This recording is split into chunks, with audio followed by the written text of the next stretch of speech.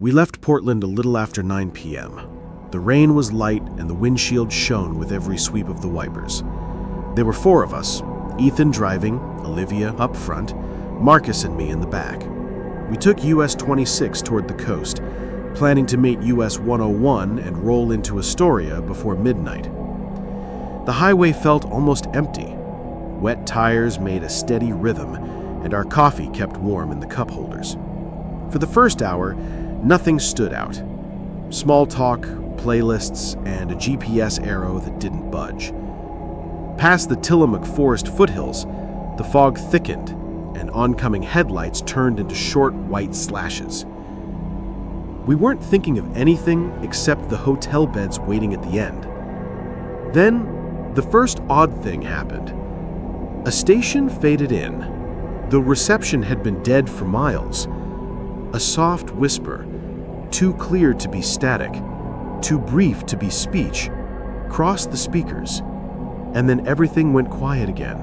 A few minutes later, the GPS offered a shortcut around a reported crash.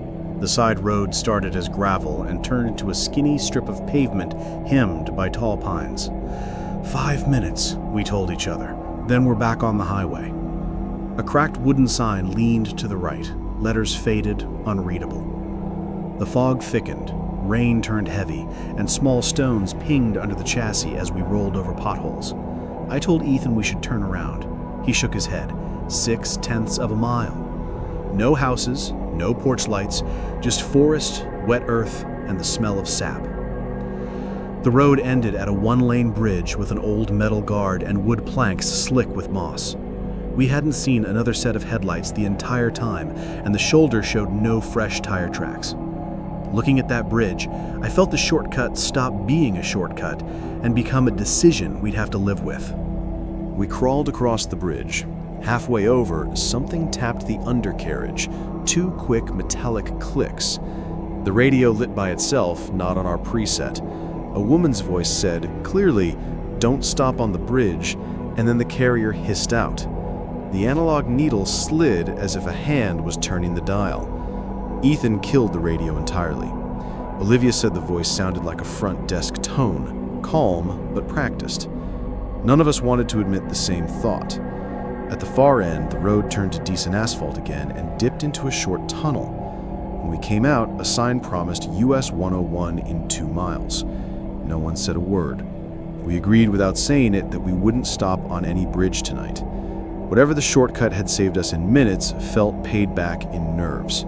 I watched the mirrors and tried not to count the planks we'd crossed.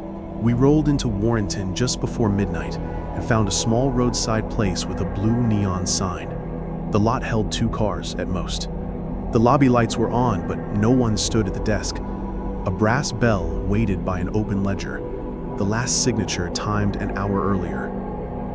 "Hello?" Ethan called. Nothing. Olivia tapped the bell and the ring traveled down the empty hallway like it had rooms to visit. Framed photos of herons lined the wall, all the same bird in different poses. A printed note said to leave a card and take the key from the pegboard. Room 12 hung there, waiting. We took it, feeling both guilty and relieved.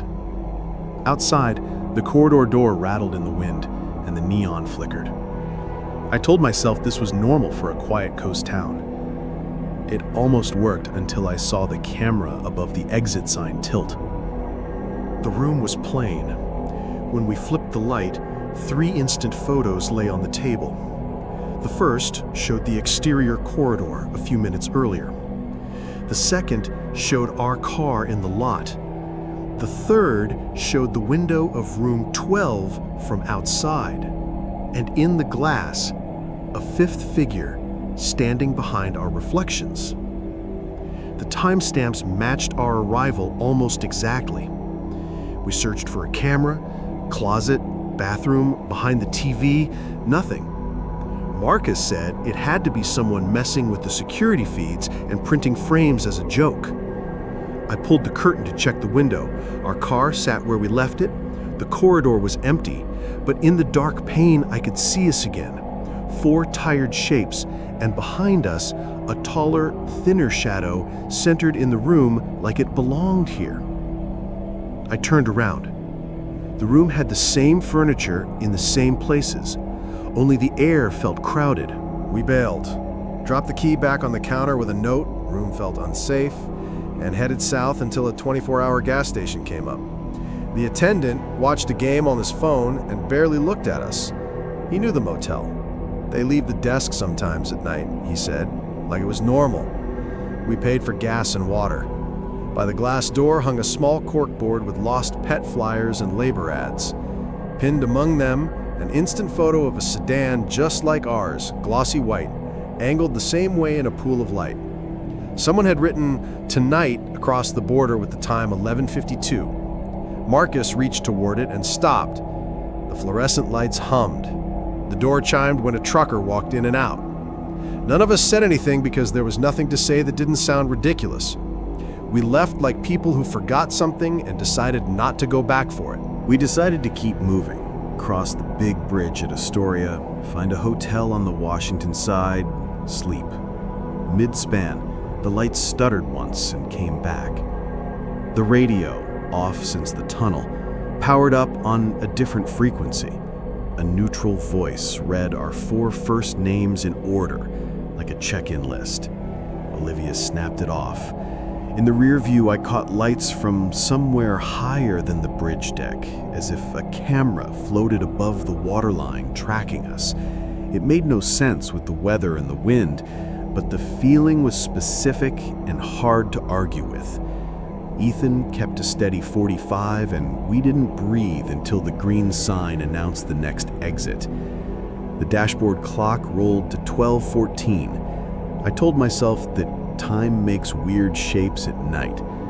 What I didn't say was that shape looked a lot like us. At the waterfront, we parked by the pier. The air smelled like salt and rust. We booked a room farther north and didn't save photos during check-in. Morning made everything smaller. Over coffee, I opened my phone to clear out last night's mess. 3 images sat in our camera roll we didn't remember taking: the corridor, our car in the lot, the window of room 12. A 4th had never been on the table at the motel. Same room, no people, only a single shadow at the table holding an instant photo up to the lamp. No location tag, no timestamp. It felt like a neat file labeled without a time. We drove back to Portland in daylight and left the shortcut unspoken. When we go west now, Ethan disables the radio before any bridge. It's our only rule, and none of us want to test whether someone else is keeping the list.